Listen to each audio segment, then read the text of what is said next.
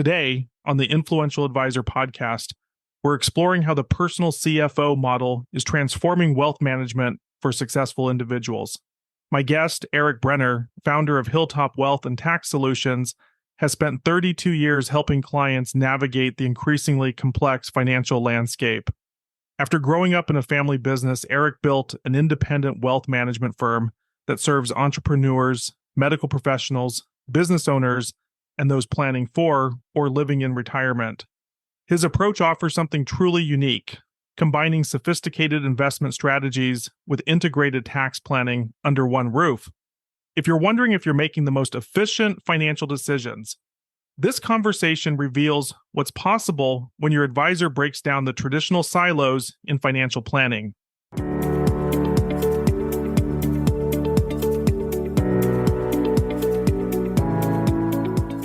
Erik, how you doing? Hey, Paul, I'm doing well, thanks. It's great to see you. Great to see you. So I've been looking forward to our author interview today, so thank you for making the time. And for our audience, let's go ahead and kick things off. Tell us a little bit about who you are and what led you to what you do today. Yeah, so thanks, Paul, and it's great to be here. I've been an advisor. This will be my 32nd year. I really started in the business as an entrepreneur, had an entrepreneur mind, grew up in a family business, and we sold those businesses, and really the financial advisor business attracted me.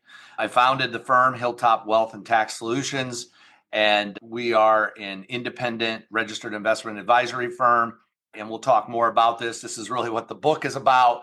But we've really developed over the years and felt the need to be truly comprehensive. Yeah. And just out of curiosity, what was the family business that you were engaged in before? Yeah, it was aftermarket automotive. Okay, very cool. And something that you do, which I think is fairly unique in the marketplace, is that you work with people both on the wealth and the tax side. I find oftentimes those are siloed into two different categories.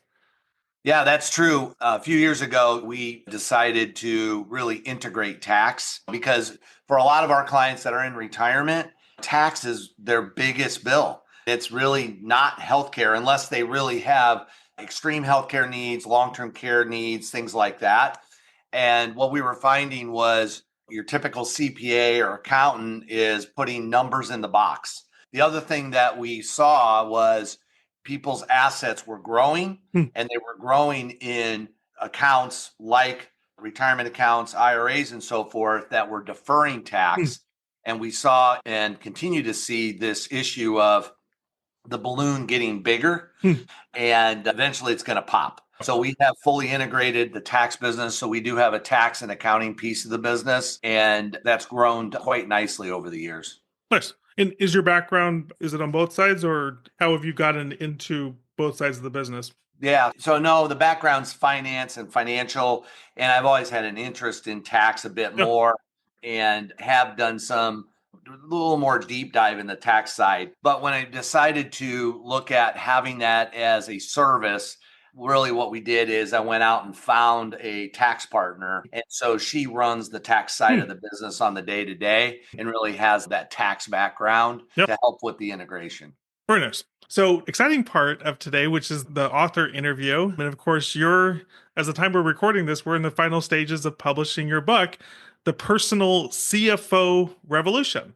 We'll dive into questions, but just big picture, what motivated and inspired you that now was the right time to write this book?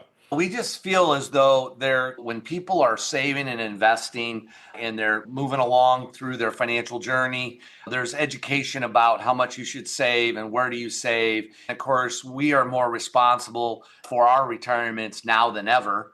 And as people get to almost to retirement and they start coming down the financial mountain and they start this journey, which really the book is centered around that, there's a lot more decisions that people have to make now compared to their parents or their grandparents. And so the coordination of the CFO was really bringing a concept that has been available to the ultra wealthy for a long time. And that is a family office environment. A lot of people may not know what a family office is, but it is basically the ultra wealthy work with family offices and they take care of everything financial. We want to be their resource. And so we say, your chief financial officer, we're here to help you in all aspects and coordinating all your financial life so that you can really make good decisions before retirement and then in retirement. Yeah. And I can relate to that personally, even more so just in the past couple months. I have a financial advisor and I have a CPA, and I introduced them, and my expectation was that they would coordinate a little bit behind the scenes and give me cohesive recommendations. And I only to discover that they were not as cooperative as I had hoped. And so the CPA unfortunately has to go. But as the consumer of it, it's like I want, and just by extension, the family office is that, especially as your wealth grows, you want all the expertise that you should be getting, but you also want that coordination on your behalf because I'm not educated to make these decisions. I need to rely on you and your team to inform me about what I should be thinking about, what's most important. Exactly. And one of the things about the family office concept is that we have access. So Yep. we are able to bring our clients access to strategies, certainly investment types, and service and advice, and give them access to that. And Yep. I think that's a real key.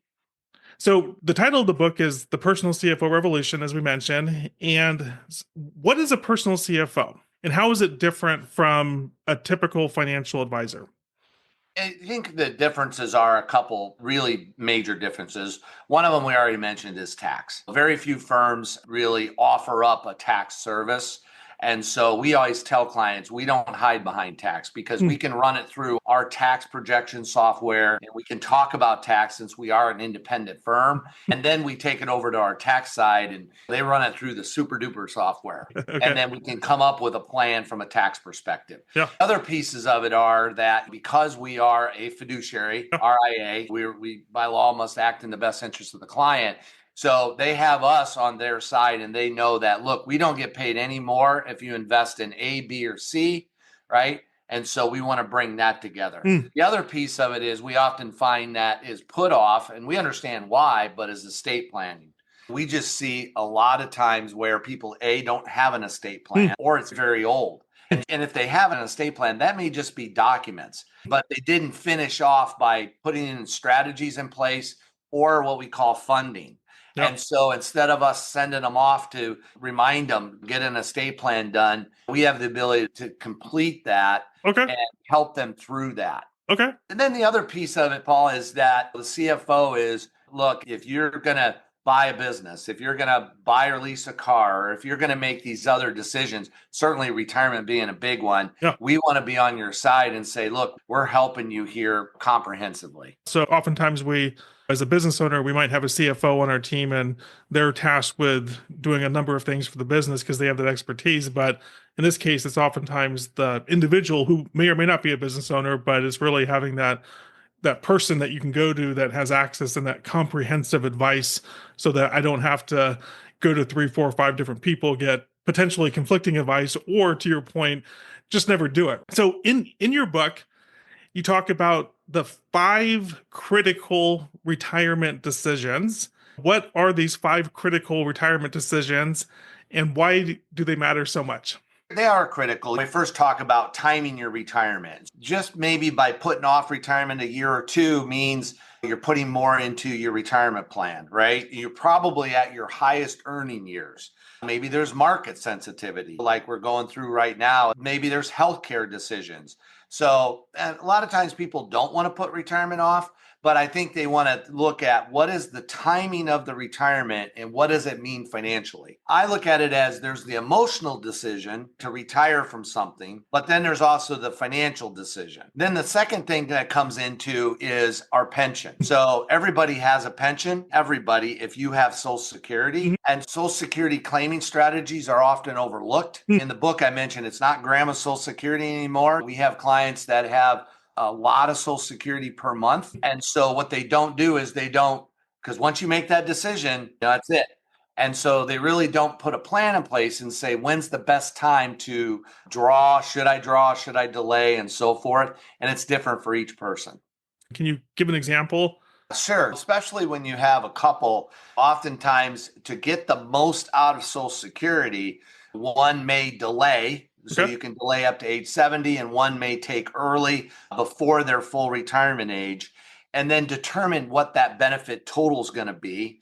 It also is not just your decision, because if one of the spouses passes away, well, one of the Social Securities goes away.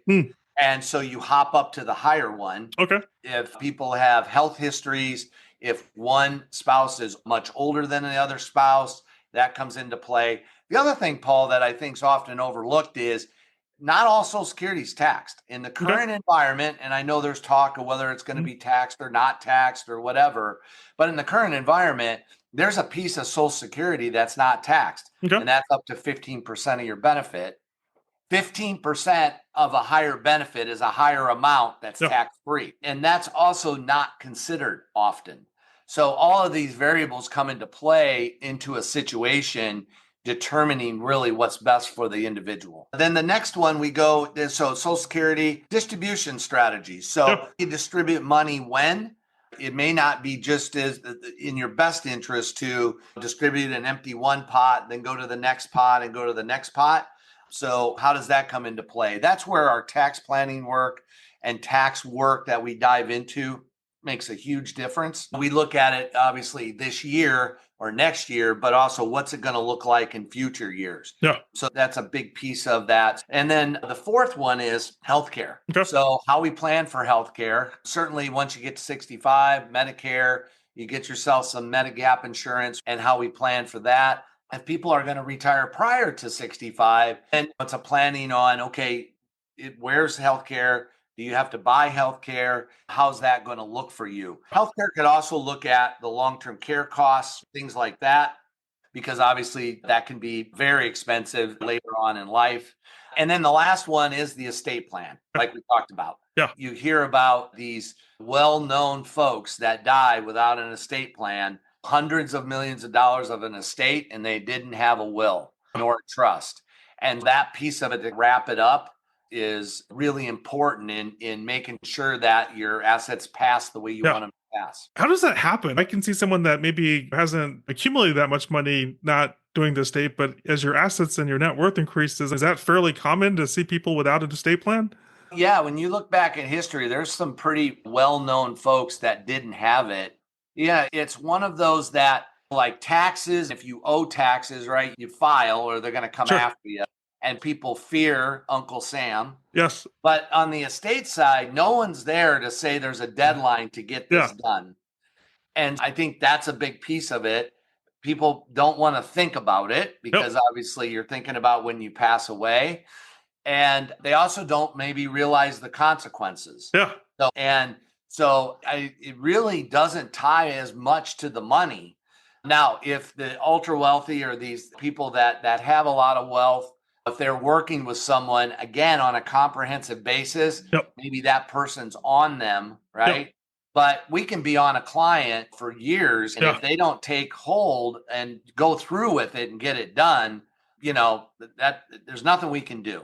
So we just try to make sure that we're there, we're making it as easy as we can, but let's get this done, because we really hate to see hard-earned money and net worth get hung up and get taxed more, hung up in probate, and just costs they shouldn't have. Okay, so you covered the 5 critical areas and decisions. It is, and it's also being able to carry it out. So what you were saying with the accountant CPA, it's being able to carry it out and say, instead of saying, yeah, you should do this for some tax stuff, go see and see what they say. So we can carry that out for them and make sure that we're following through with it from a coordination perspective. This sounds like a great service. You probably have a line stretching outside the door. Where have you been my whole life? We do have people that have done some of what they're on their own, but then they get to a point of, a lot of people have a lot more to manage. They have multiple accounts, multiple places. Those can be taxed differently. They can have 4 or 5 different kind of streams of income, and they're all taxed differently. As far as a coordination goes, not everybody wants that service, but we're finding more and more want that as they're in retirement. And how do you implement that? Is that you meet every so often on a scheduled basis? What does that look like in real life?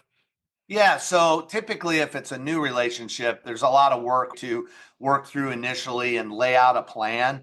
And then it really depends on the situation.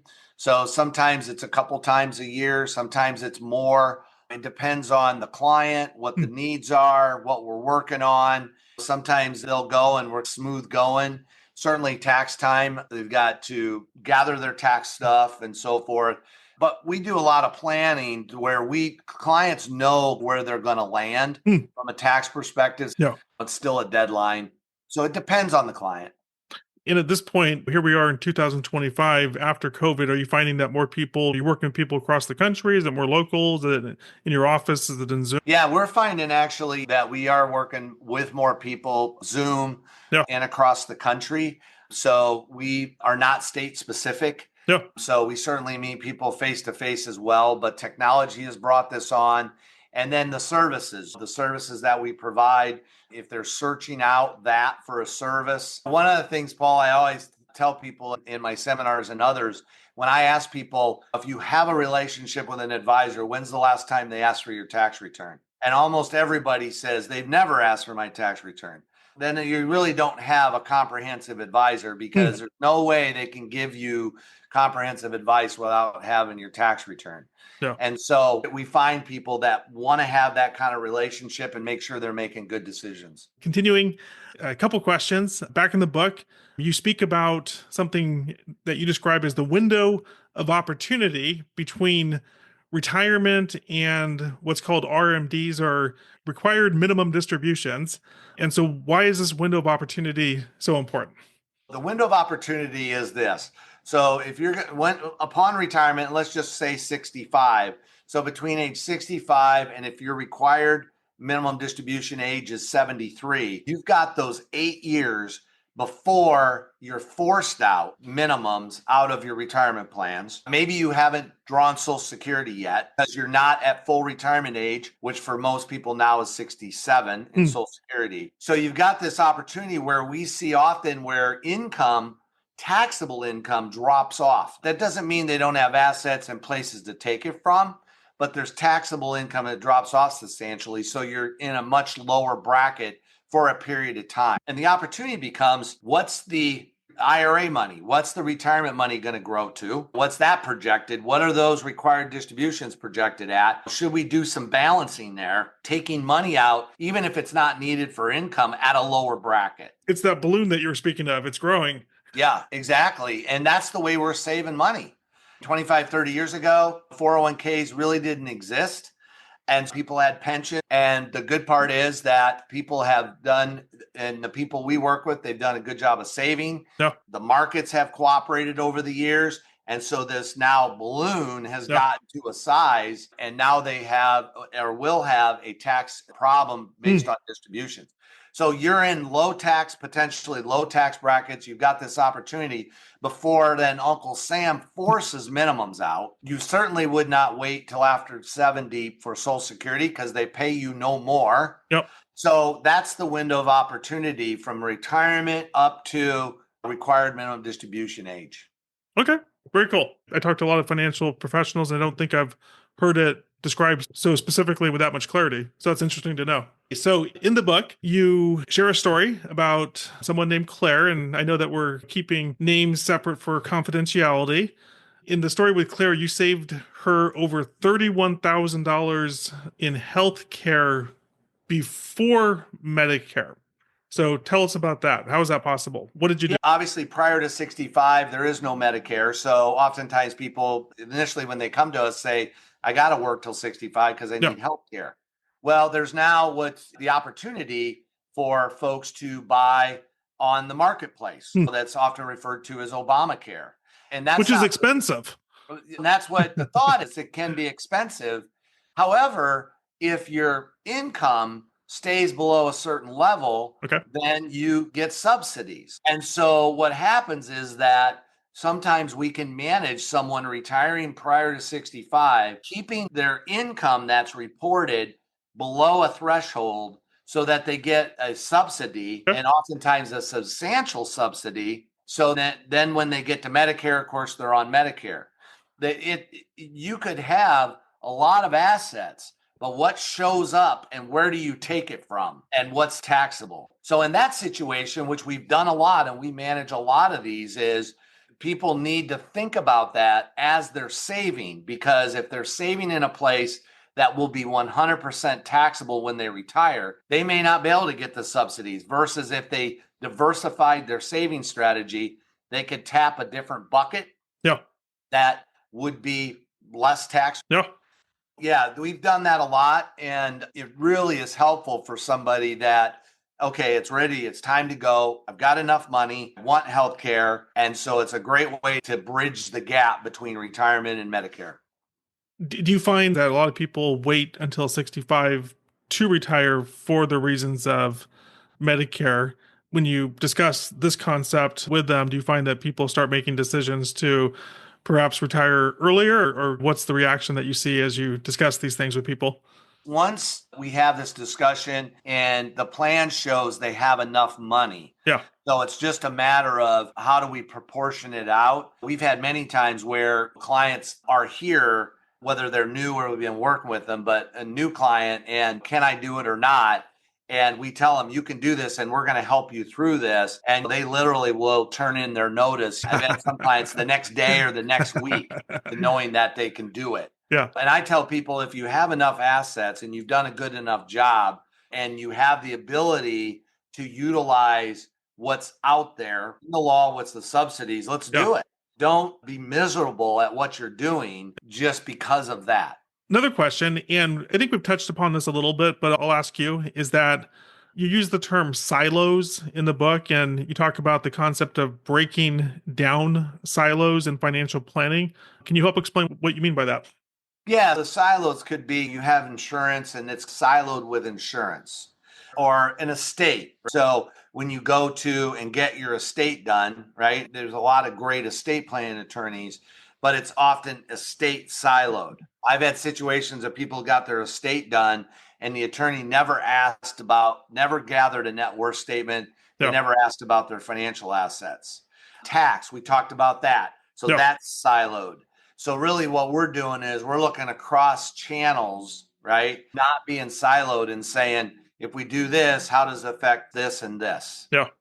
Often advisors are challenged with giving advice on Social Security because you don't get paid for it. Yeah. Again, these silos versus working together and bringing it together was very important. And that essentially, I mean, the overarching theme is the idea behind the book, which is your personal CFO. And additionally, the concept of the family office is that you bring all of these things under one roof so that you don't have these silos that don't really serve your best interests. Exactly.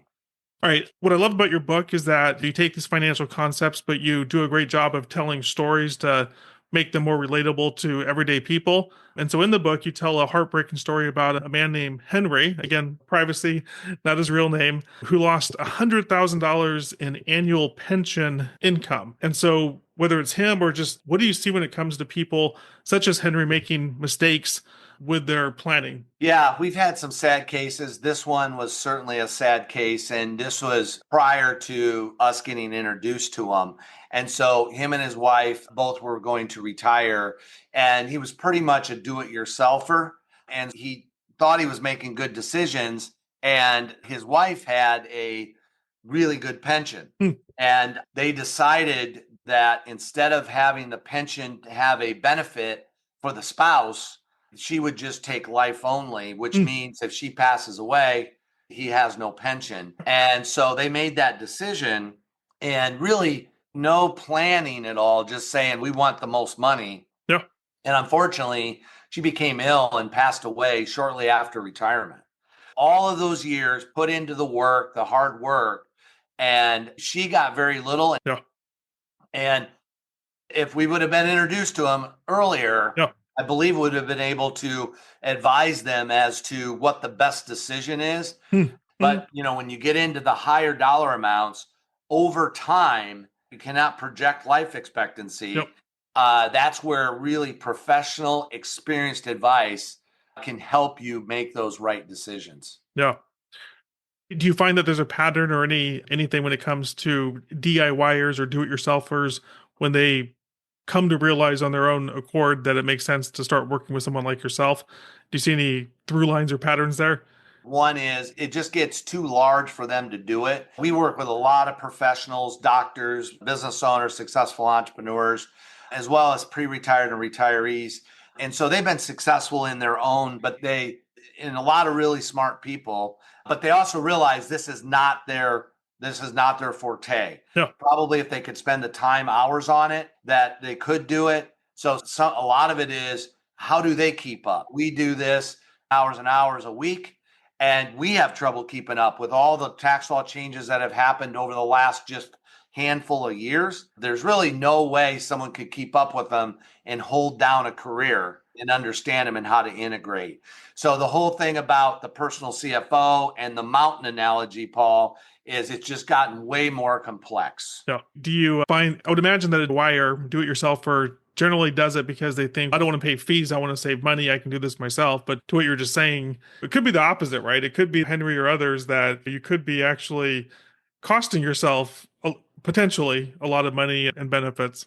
Yeah, absolutely. We do a lot of tax mitigation strategies, which means mitigate your tax.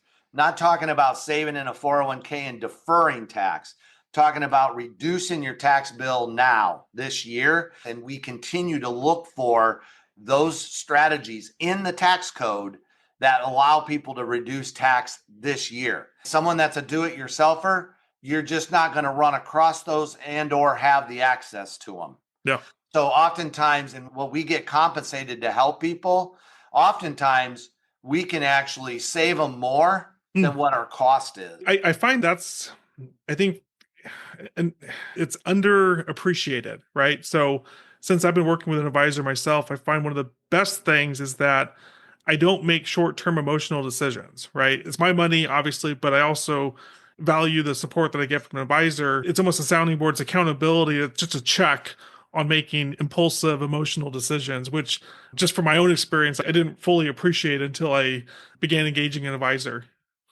Yeah, that's a great point, is that the worst decisions is to make financial decisions based on emotion. Helping people see it is a big value add. Which is hard not to do because money is inherently emotional. And so it's very hard to not make emotional decisions, good or bad, but just, oh, I'll do this. But putting the brakes on it, pausing and being a little bit more reflective is definitely a good thing. Yeah, absolutely.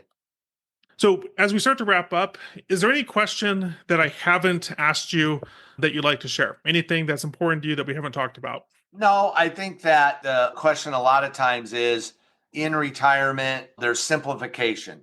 That's another reason, as the personal CFO kind of, especially as people get into retirement initially, if they want to travel and see grandkids and have flexibility and freedom, simplification is key. And so that's very helpful for a lot of our clients to know that it's all under one roof. Yeah. And it's going to be even more of a key, as I said, because of the complexities of navigating their downward climb on the mountain in retirement. Yeah. I would imagine when it comes to couples, that's even more important because if traditionally or whatever, maybe the man is a little bit more engaged in the finances and then he passes away, as I understand 80% of men die married and 80% of women outlive them. And if the surviving spouse is now suddenly thrust into having to understand these things, I can imagine the benefit of just seamlessly working with someone like yourself. Yeah, and that's a great point. We do have a lot of people that we've started to work with over the years. And yeah, they want help immediately, but they're also thinking about, they got nudged from the spouse, right? I want to have a relationship. So if something happens to you, I know who to go to. Because unfortunately, a lot of times if they go somewhere, they may get misled, may get missold something that they shouldn't own.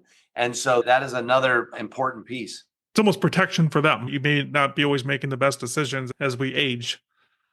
Exactly. And the kids, the adult kids, right at the time would be, boy, they just feel better.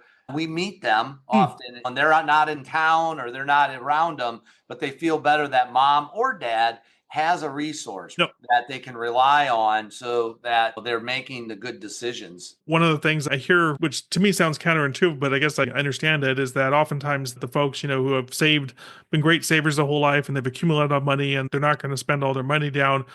One of the things that I understand that they are sometimes challenged with is actually learning how to spend more money and enjoying the actual money that they've accumulated. Do you have any perspective on that? Yeah, that's true. Sometimes they've got plenty, and every situation is different. Some are very charitably inclined. Some of them want to have it to their kids or grandkids while they're living. The challenge is, what are you going to need later in life? You can have healthcare costs with long-term care costs and so forth skyrocket very quickly. But typically they got there for a reason. They did well, made good decisions with their money. And now it's just about making sure they've got enough and then passing it on the most efficiently. If someone were to take one key message from your book, and there's multiple important messages, but if they were to take one key message from your book, what would you like that to be? I'd really like them to think about retirement's different than 25 years ago, than your parents or your grandparents. It is going to get more complex. Retirement plans, IRAs, 401ks, and so forth in the United States right now is at about $40 trillion. That is yet to be taxed. So there are laws that have changed in recent years to help push that money out sooner. So people have much larger accounts, which is a good thing, but from a tax perspective. So I'd like to take them out that the planning side is not necessarily will you have enough. Often the people we work with, mostly they've got enough. It's now being the most efficient with what you have. And look, you have two choices with your estate. You can give it to the ones you love and care about, or you can give it to the IRS, Uncle Sam, probate, court costs, and so forth. Have you ever had someone say, I want to give it to Uncle Sam? No. Where can our listeners learn more about you, Hilltop Wealth and Tax Solutions, or get a copy of your book? Yeah, so they can get a copy of the book. They simply go to hireapersonalcfo.com. On there, they can get and access the book. If they want to find out more, we do a 15-minute introductory call with one of our team members, find out more about them. They can find out a little bit about us, and then we determine whether or not we think it would go to an initial discussion with a wealth manager. And if we can't help you, we'll let people know that. Who makes a good fit? Aside from income and assets and things like that make a good fit, but just from a personality, however you define it, who makes a good fit and who doesn't make a good fit? I think one is advisor receptive. So advisor receptive, someone that wants to take advice, right?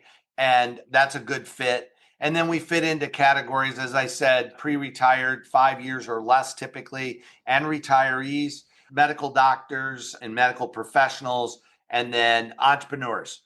Maybe they're in a point now where they're starting to think about selling the business or just making their business grow further, and they need the financial on the team. Those really are the people that we can really make a big impact in their lives.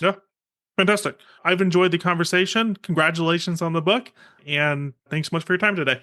Thanks, Paul. All right. Bye for now.